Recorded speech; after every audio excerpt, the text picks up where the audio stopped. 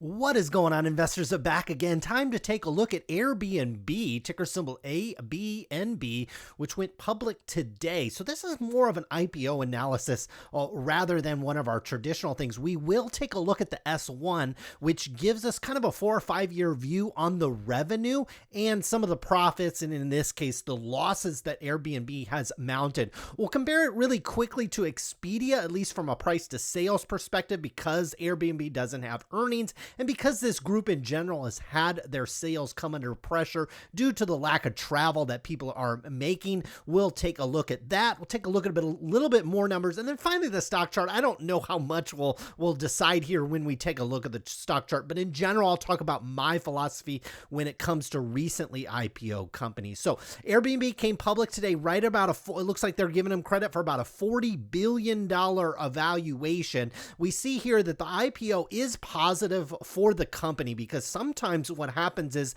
companies go public and it's really just insider selling and they collect all the cash. Whereas in this case, it looks like about 50 million shares are sold by the company, meaning the IPO price, not necessarily the opening price, but actually the IPO pricing mark of $68 times about 50 million minus fees and things like that will actually flow to Airbnb, which is a positive if you want to acquire shares of Airbnb, because you want the balance sheet. You want the company to have lots and lots of money, and this company is going to be flush with cash after this IPO. Now, there was a few selling stockholders, only about 1.3 million shares, at least in this IPO period. Now, there's a lockup period where executives and other employees and other investors will likely have to hold their Airbnb shares for a period of time. I don't know exactly how long it is, but it's usually several months, and then the lockup period ends, and sometimes it comes in stages, and then you usually see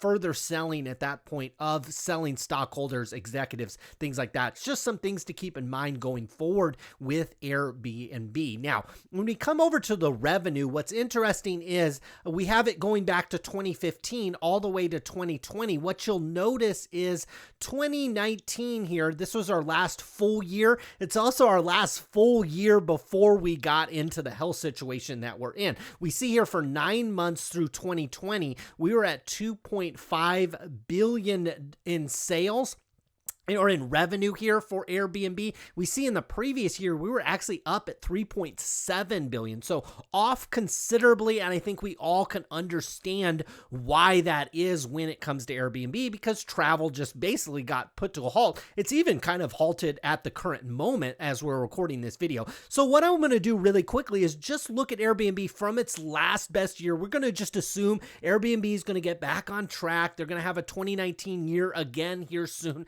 Maybe next year, maybe the following year, they're going to get back close to $5 billion in revenue and then likely exceed that in the future. Again, this is if you're bullish Airbnb. So we take a look at Expedia and we see here, I've got a 10-year price to sales mark on Expedia, and it's currently trading at about 2.6 to sales. And that's actually high. We see that when it gets up that high, the stock, or at least the price to sales multiple, goes down. Now, this stock earlier in the year was way down here at like a 0.56 per sales multiple. So it's obviously rallied really hard, as potentially maybe the sales have come in, but the stock price has also stayed relatively high as well. But we're at a pretty large multiple for Expedia, which is one of the largest travel groups. And I know what they do isn't necessarily directly comparable to Airbnb, but it's close enough. These companies are both in the business of renting rooms. How they do it differs slightly, but they're both basically in the same business. And we see here a 2.6 multiple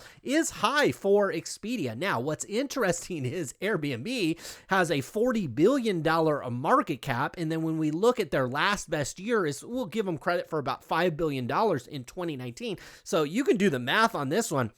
You've got an incredibly high multiple compared to an Expedia. I mean, it's probably about 3 or 4 times higher than where Expedia is at the current moment. And that's going back to 2019. Obviously, 2020, we see here on our revenues, we've gone from 919 million in 2015 all the way up into 2019. Our last kind of full normal year was at 4.8.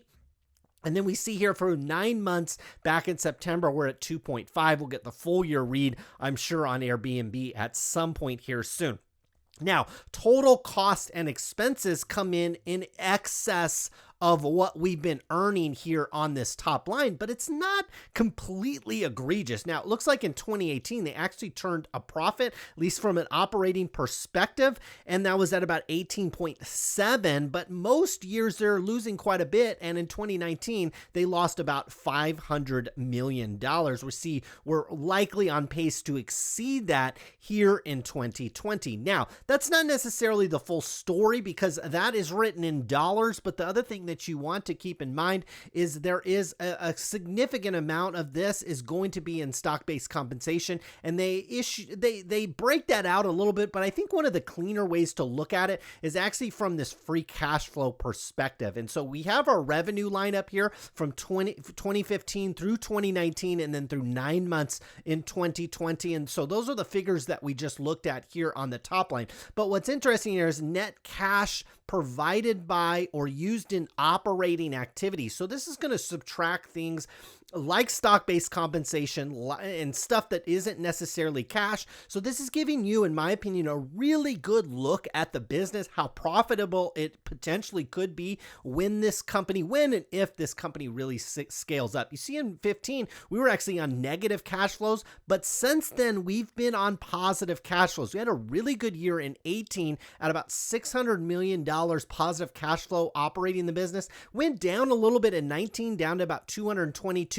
You see here for the 9 months, the company's been under some pressure. You see in last year, we were positive 419 million in cash flows. And we see here this year, we're actually negative 490, nearly 500 million. So cash is flowing out of this business, likely due to a decline in sales. We see a free cash flow as a percentage of revenue is normally positive, but we have turned negative in the most recent quarter. So if investors tend to focus on this and Airbnb doesn't necessarily turn things around fast enough, it could create some buying opportunities in the shares at a lower price because we're still trading at a valuation that exceeds, some of the larger kind of hotel and room rental places that already trade on the stock market. That's just something that you want to keep in mind. But this company is scaling up nicely. It was on a nice path. Obviously, it hit a hiccup this year in 2020, like a lot of businesses.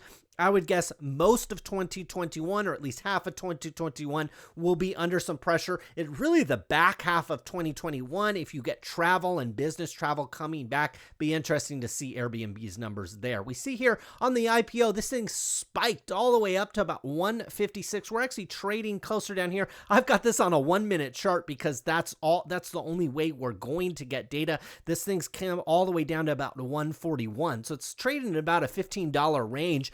Just on its opening day, and it's trending down. I'll tell you what, in general with IPOs, I just let them run. I don't touch them. I put them on my watch list, even if it's a company I'm really interested in. It's something I usually put on my watch list because there just tends to be a lot of selling pressure around the stock in the first couple months, from executives to employees to a lot of the scrutiny that the company has not had to go through as being a private company. Just tends to create downward pressures on the shares. Additionally, the stocks like this that are really well known and are consumer facing come out at this massive market cap, $40 billion, and the market starts to digest these things and then compare them to an Expedia or maybe some of the other hotel groups that are out there, and we start to make a little bit more sense of the valuation. But you look, if this stock ends up going up, it's not necessarily a bad thing. It's just something, it's too high risk in my opinion and probably too little reward at the current moment, at this current price. I would wait to see what levels this thing can pull back into and then maybe start a position at that point. But I would wait until you get a clear view on the lockup expiration. Also, follow-on offerings. You got to realize that Airbnb, they issued 50 million shares. you go through the S1, they can authorize to issue way more shares than this. So it wouldn't surprise me if they come back and raise even more money in the future, in the near future. We've seen that with other groups, including companies that have been around and are actually profitable. Like Tesla just raised about $5 billion this week. Obviously not a negative thing for their stock, and that's not necessarily a negative thing for Airbnb. It's just something that you want to keep in mind, that this company will likely issue more shares, raise more money. So I would follow this one closely. If the sentiment gets too negative, the stock turns negative, it would create a buying opportunity, in my opinion. Right now, the valuation is priced pretty firm, and it's still in question on how good 2021 can be. Can they get back to 2019 sales numbers? You see here, they're not going to get anywhere close to 2019 because we've only got 3 months left to report here, and we've got a lot of shutdowns going on currently in the month of December. So their fourth quarter is probably not going to be great at Airbnb. So it's a stock, certainly an interesting one, certainly has a very rich valuation at the current moment, but definitely one I would put on your watch list and keep an eye on. So we'll certainly do that here on the channel. Anytime they report numbers, we'll report on Airbnb. Hopefully you enjoyed this video. We'll be back again soon. Good luck with your investments.